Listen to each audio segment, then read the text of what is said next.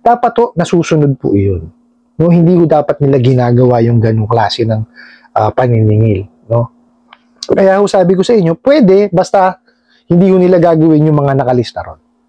Okay po? Kasi yun ho ang tradisyonal na pamamaraan po ng paniningil. Kaya lang po, no? Itong mga abusadong online lending apps na to, may nagtanong sa akin, hello po, Boss Rai.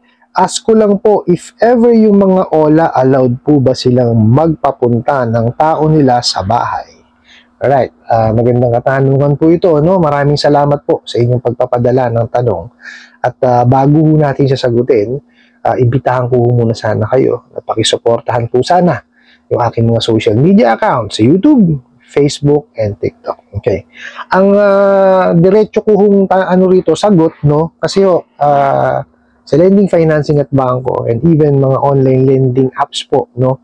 Or online lending platforms, pwede ho, allowed ho sila na magpadala ho or magpadala ng tao or maningil, no, sa inyong bahay. Kasi ho, yung pagpunta ho sa bahay o yung paniningil ho sa bahay, yan ho ang traditional way po, no, ng paniningil. Okay? Kasi ho, yung ginagawa ho nilang pagtawag-tawag, hindi naman ho talaga yan technically paniningil. Dapat ho kasi yun is pagpapaalala lang po, no, na meron kayong darating na due date, no, or pag-confirm na darating na po yung due date po ninyo, makakabayad po ba kayo? Yun po, no, yung mga follow-ups, no, follow-up calls, no. Pero po yung tinatawag na paniningil, dapat po yan talaga, no, actually ginagawa yan, no, harapan. Yung pagpunta po sa bahay, no, yun ho kasi ang traditional way, no. Yun ho ang nakagisnan ko. Nagsimula ho ako, no, na ganyan ang trabaho ko. Pumupunta ho ako sa bahay, kumakatok ho ako, nakikipag-usap po ako sa kliyente, nakikipag-negotiate po ako.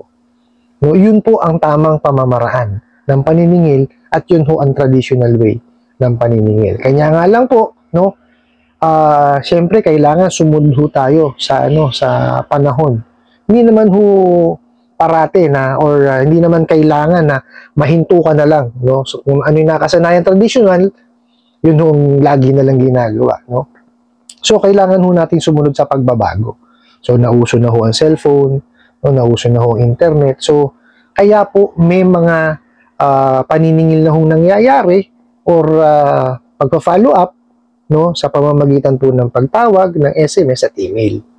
Okay, actually nga ho, sa sobrang high-tech na ho natin, no, yung technology natin, umuusad na kasi, ang pagpapautang po, dumadali na. Hindi kagaya ho dati, no, na talagang pupunta ka sa tindahan, pupunta ka doon sa branch, no, para mag-fill out, no, tapos i-present mo yung mga requirements mo, no, CCI ka, no, which is that's the right way to do it.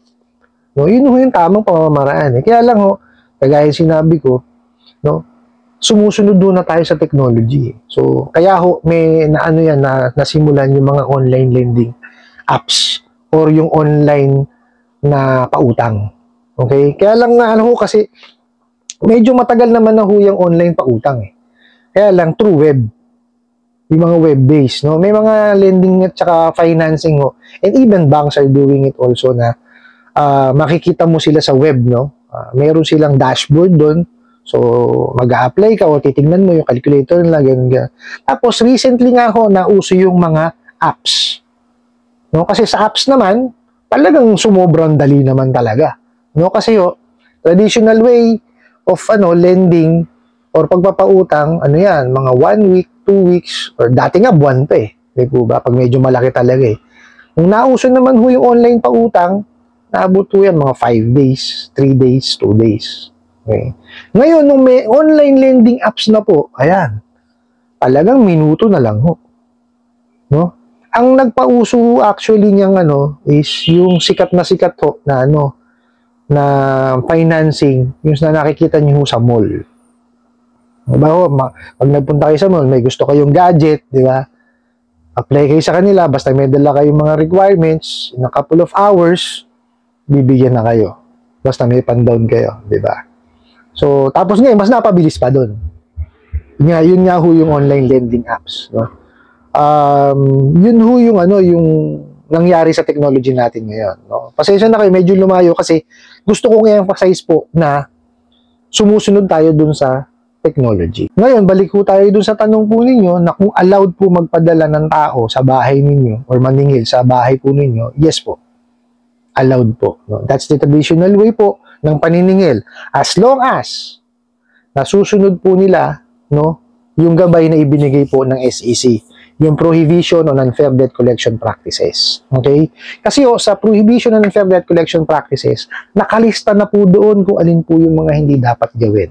Okay, bawal pong mangharas, bawal pong mamahiya, no? Bawal pong manakot, bawal magpanggap, okay? Bawal hong tumawag or pumunta bago mag-alas 6 ng umaga, bawal hong magpunta at tumawag pagkalampas po ng alas 10 ng gabi. Yun ho yung mga bawal, no? Dapat ho nasusunod po 'yun. No, hindi ho dapat nila ginagawa yung ganung klase ng paniningil, no? Kaya ho sabi ko sa inyo, pwede, basta hindi ho nila gagawin yung mga nakalista ron. Okay po? Kasi yun ho ang tradisyonal na pamamaraan po ng paniningil. Kaya lang po, no, itong mga abusadong online lending apps na to, wala pong kakayanan na pumunta sa bahay po ninyo. Bakit po? Kasi nga, unang-una ho, sila ho ay lumabag sa batas. 5 ho iyon. Ulitin ho natin yung 5. Okay? Yung sa ating Privacy Act, yung the Truth in Lending Act, yung Ceiling on Interest Rate, yung pong Prohibition on Unfair Debt Collection Practices, tsaka po yung Consumer Act of the Philippines. So, yun po yung mga nilabag nila. So, ano hong muka ang ihaharap nitong mga abusadong online lending apps na to sa inyo kung ginawa na ho nila yung paglabag na yon? No? Hindi nga huya makatungtong ng barangay. Hindi huya makatungtong ng korte. At lalong hindi ho makakatungtong sa inyo yan, sa bahay po ninyo. Ang gagawin lang ho niyan, mga yan, is mag-hire ho ng collection agency. No, kasi yung mga collection agency po, may kakayanan po silang pumunta sa bahay-bahay. Ano po? Pero itong mga abusadong online lending apps na to, malabo pa ho sa alkitran. May mga ilan-ilan pong mga online lending apps na naggagawa ng field. Isa na nga ho doon yung sikat na na financing, no, na nagpapautang ng gadget and even pera. Okay? Sila ho nagfi-field talaga. Okay? Tapos mayroon pa yung iba, no. Yung mga ilan yung 3, 4 o 5 lang siguro yung mga online lending apps na yon na nag-field, no. Tapos, ito pala na-explain ko. Kasi baka mamaya ma-confuse kayo dun sa mga online lending platforms. Okay? Ang online lending platforms po kasi, 2 klase yan. Okay? Para ho kayo kasi makapagpautang using online. Regardless ho yan kung through application or through web. Okay? Kailangan ho yan is approved yan ng SEC. No? Dapat ho, yung pangalan ninyo is nandun po sa online lending platforms po, no? Aprobado dapat 'yon, no? Dapat nandun yung lending company or financing company na po pwede silang makapag-transact using online. Po pwede ho yan through web or through yung applications nga po. So, wag ho kayo makukonfuse kasi baka mamaya sabihin nyo yung mga online lending na gumagamit ng web is online lending apps din po. Hindi po. Iba po yun. Okay? Kasi may mga lending, traditional lending companies, traditional financing, and even banks are doing this also. No?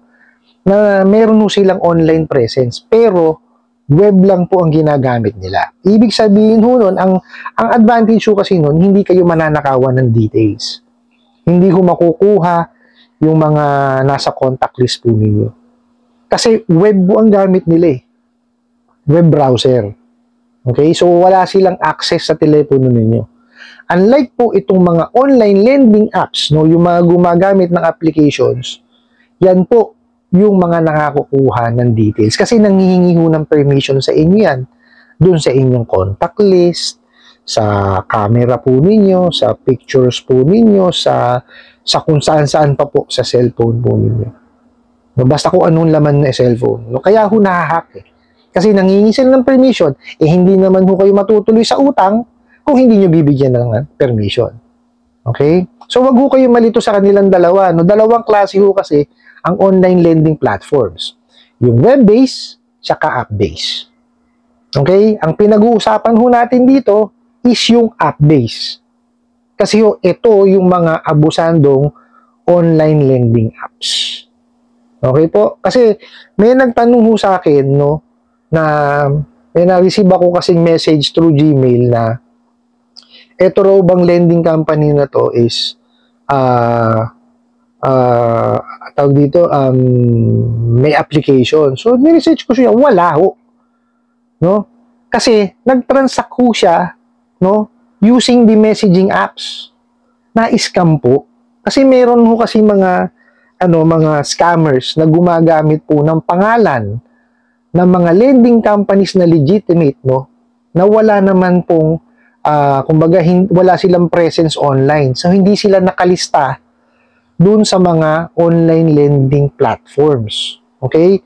Or meron din naman kasing ginagamit nila, nakalista nga sa online lending platforms, pero ang transaction po, using the messaging apps.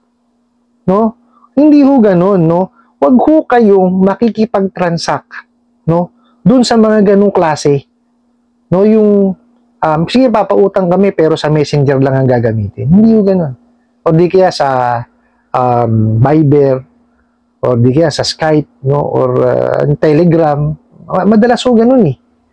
No? So, may scam ho kayo niyan. Tsaka lalo na ho kung nanghihingi ng pera sa inyo, papadala niyo sa GCash nila, lalo na ho yun. Huwag nyo nung tangkilikin yun. Huwag ho kayo magpapaloko sa mga yan. No? Medyo nalalayo na ho tayo. No? Pero, ulitin ko ho, no?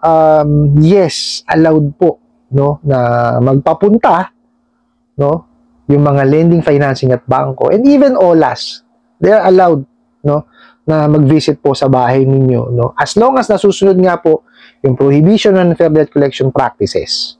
Pero kagaya nung sinabi ko sa inyo kanina, yung mga abusadong online lending apps na yan, no, hindi ututungtong talaga sa bahay niyo yung mga yan dahil nang abuso na sila, nanakot, di ba, nangharas, at namahiya na ho sila. At saka yung 5 nga hong batas na hindi nila sinunod.